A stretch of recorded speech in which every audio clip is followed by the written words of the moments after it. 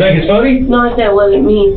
신문실에서 해맑게 웃던 이 여자가 체포된 건 어느 여름날 오후. There's an odd smell when I open the door. 은퇴한 교사의 시신이 발견됐기 때문이었습니다. 유일한 용의자는 과거 피해자의 제자였던 여자였는데요. Alright, Taylor, so you know why you're down here, right? Yeah. Yeah. Well, I don't know how to say it. I don't know. Oh. I don't know. I don't know people's last names. Oh. Yeah. How's Bill? He's old. I don't know. 줄곧 건방진 태도에 모르쇠로 일관하던 그녀가 무너진 건 불과 하루가 걸리지 않았습니다.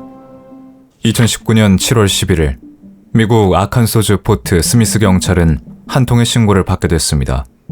신고를 한 사람은 덴튼 스트링어라는 남자였고 그는 며칠 전 자신의 이웃인 72세의 윌리엄 드보아의 집에서 심상치 않은 소리를 들었고 그 이후 윌리엄을 보지 못했다고 했죠.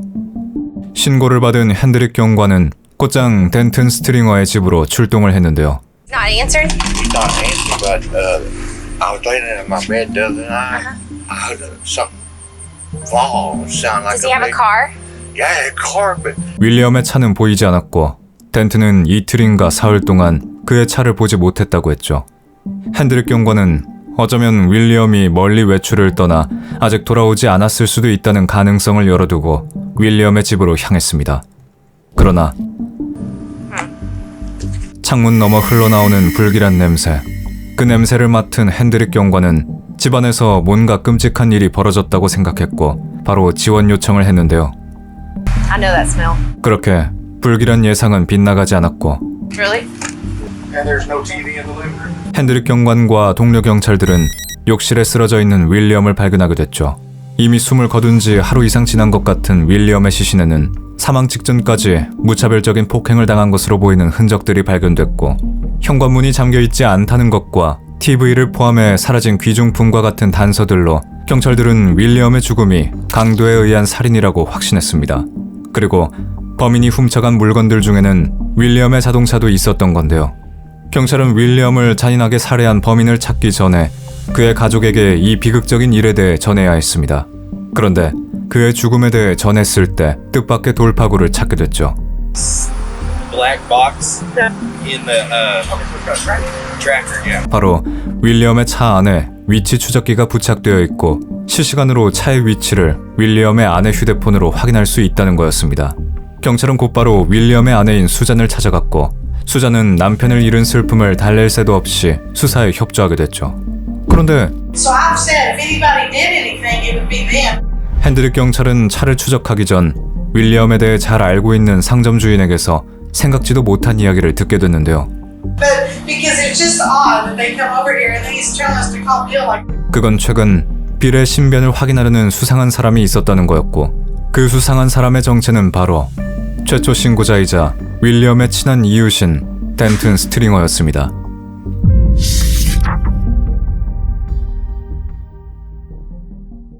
포트 스미스 경찰의 연락을 받고 수사에 자문을 하기 위해 현장에 갔을 때 윌리엄의 집 맞은편에 있는 상점의 주인은 며칠 전 덴튼이 딸이 휴대전화를 훔쳐갔다는 이유로 전화를 빌리러 왔다고 증언했습니다.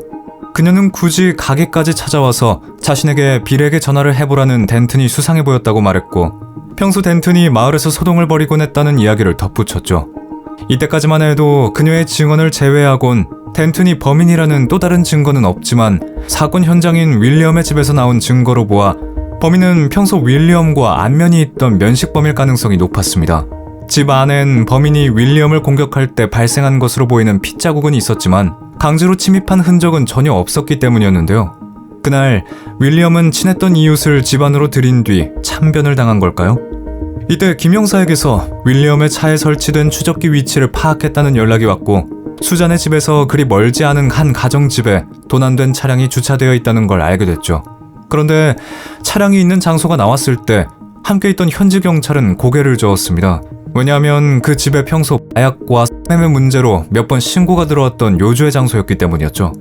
장소가 장소인 만큼 어쩌면 이 요주의 집안에 있는 범인이 총기를 소지하거나 돌발 행동을 할 가능성이 있다고 저희는 최대한 주의를 기울이며 현장으로 다가갔는데요. 추적기에 나온 대로 집 마당에 주차된 윌리엄의 빨간색 차량이 보였고 마찬가지로 마당에 주차된 다른 차량 트렁크에서 짐을 꺼내는 것으로 보이는 한 남자가 있었는데요. You got an ID on you? Yes, ma'am. I have an ID. I have no such thing that is necessary in the water. So just What's your wallet out? Channel. 남자는 이 문제의 집에 사는 사람이었는데 어딘지 집안을 보여주는 걸 꺼려하는 것 같았습니다. 그리고 어렴풋이 보이는 창문 너머로 누군가 밖을 보고 있는 게 보였죠. Hey, come out. Come out. It's okay. It's okay. Just come out on the side of the house. what have we done? 그렇게 남자의 협조를 얻어 집 안으로 들어갔을 때 그곳엔 총 4명의 사람이 있었는데요. 이들에게 빨간색 차의 주인을 물었을 때 지목된 건 테일러 엘킨스, 바로 이 여성이었습니다. 살해 피해자의 도난된 차량을 가지고 있다는 건 유력하게 용의자 선상에 올라갈 증거였는데요. 놀랍게도 그 자리에서 테일러 본인도 윌리엄의 빨간색 차량이 자신의 소유임을 인정했죠. 그런데 Where'd you get the car? Okay, that boardwalk, it's just like a friend. That's it. His name's Sean, but I don't know his last name. Boardwalk. The address? Dude, he's a 테일러는 차를 빌린 남자에 대해 자세히 아는 건 없다고 했고 휴대전화도 없어서 둘이 차를 주고받기 전 나눈 대화나 그의 연락처도 알려줄 수 없었습니다. 그에게 진술을 받으면서 흥미로웠던 건 그녀가 마치 이 상황이 터무니없는 장난인 양 연신 웃고 있었다는 거였죠. 우선 테일러의 모호한 진술 중 사실인 게 있는지 확인을 해야 했습니다. 그녀의 말대로 차를 빌려준 션이란 남자가 정말 약 중독자라면 최소한 가벼운 경범죄 정도의 전과 기록이 남아있을 가능성이 있었고 그 기록으로 션을 찾을 수 있었죠. 그런데 그때 제게 다가온 현지 경찰 한 명이 조심스럽게 이런 말을 전해왔는데요. I arrested her like 2 weeks ago. 그건 바로 쇼핑몰에서 도둑질을 하던 테일러를 체포했었다는 황당한 이야기였는데요. 당시 테일러는 혼자가 아니었고 법적 혼인관계는 아니지만 사이에 아이 둘을 낳은 아이들의 아빠와 함께 있었다고 했죠. 심지어 That's Taylor's grandparents' house. 테일러의 배경에 대해 조사를 하던 포트 스미스 경찰은 체포 이력보다 더 놀라운 사실을 알아냈습니다. 바로 테일러가 이 사건에 연관된 인물과 아주 긴밀한 사이였다는 거였는데요. The South Greenwood address is her grandparents' house. 테일러의 할아버지가 바로 윌리엄의 이웃인 덴튼 스트링어라는 거죠. 모든 게 설명되는 것 같았습니다. 윌리엄은 이웃의 손녀인 테일러에게 별다른 경계 없이 문을 열어줬기에 강제 침입의 흔적이 없었던 거였고 윌리엄의 집 맞은편에 있는 상점 주인이 말한 덴튼의 딸은 딸이 아닌 손녀딸이었던 거죠. 또한 2주 전 테일러가 쇼핑몰에서 체포된 뒤 보석금을 내고 풀려났을 때 기록된 주소는 사우스 그린우드에 있는 할아버지 덴튼의 집이었는데 그때부터 계속 테일러가 덴튼의 집에서 지냈다면 윌리엄이 공격당한 날짜와 겹치기도 했습니다. 미싱 링크가 하나 둘 해결되면서 덴튼에 대한 의심은 테일러에게로 옮겨갔고 그녀는 이 사건의 유일하고 유력한 용의자로 급부상했는데요. 저희는 현장에서 테일러를 체포했고 경찰서로가 신문을 시작했죠. 이때까지만 해도 테일러는 짐짓 여유로운 모습을 보였습니다. 그리고 션에게 차를 빌렸다는 진술을 고수했죠.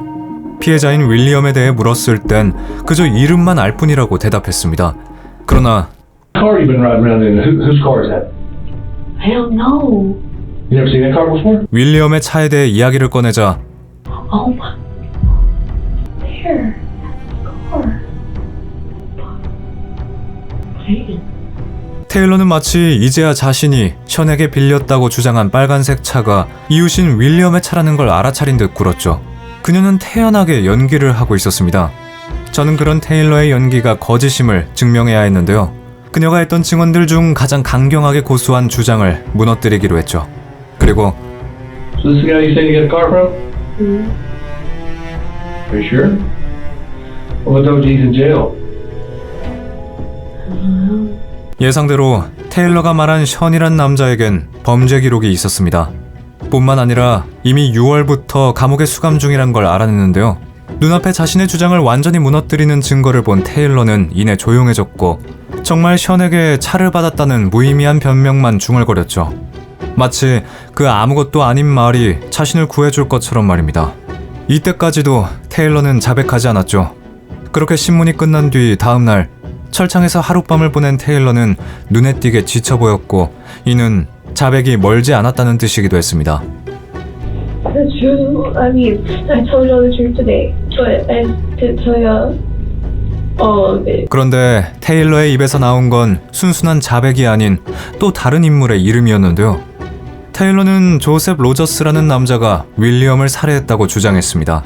사건 당일 조셉이 테일러를 찾아왔고 동기는 명확하지 않지만 윌리엄을 대상으로 강도짓을 하려고 했는데 테일러는 처음 윌리엄의 집을 찾아갔을 때만 함께 있었을 뿐 윌리엄이 문을 연 뒤 조셉이 윌리엄의 집으로 들어갔을 때 자신은 맥도날드로 향했다고 했죠.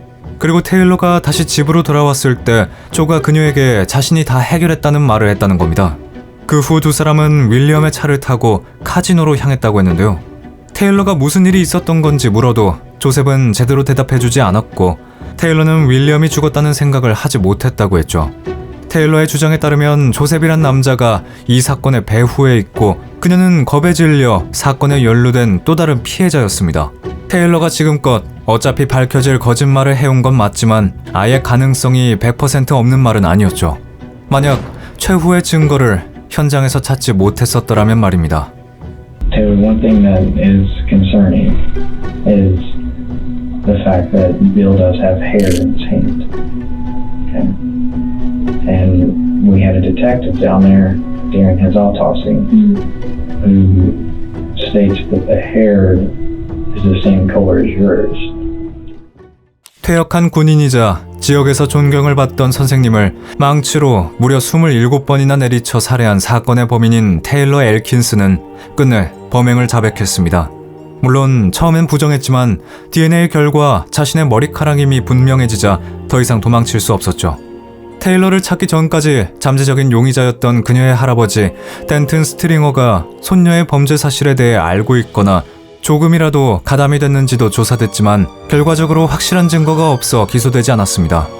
그리고 테일러의 증언 내내 나왔던 션과 조셉이라는 남자는 이 사건과는 아무런 연관이 없다는 게 밝혀졌는데요. 결국 자백을 한 테일러가 윌리엄을 살해한 이유는 바로 돈 때문이었습니다. 사건 당일 테일러는 윌리엄에게 돈을 빌리러 갔었고 윌리엄이 돈이 없다고 하자 이에 분노해 망치를 들어 그를 살해했다고 했죠. 테일러는 1급 살인으로 기소됐고 2010년 1월 종신형을 피하기 위해 합의를 받아들여 40년 이상의 징역형을 선고받았습니다.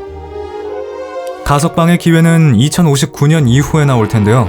그녀가 감옥 안에서 돈 때문에 한 사람의 인생을 망치로 부숴버렸다는 것뿐만 아니라 죄를 뉘우치지 않고 계속되는 거짓말로 빠져나가려고 했던 것까지 반성하고 후회하길 바랍니다.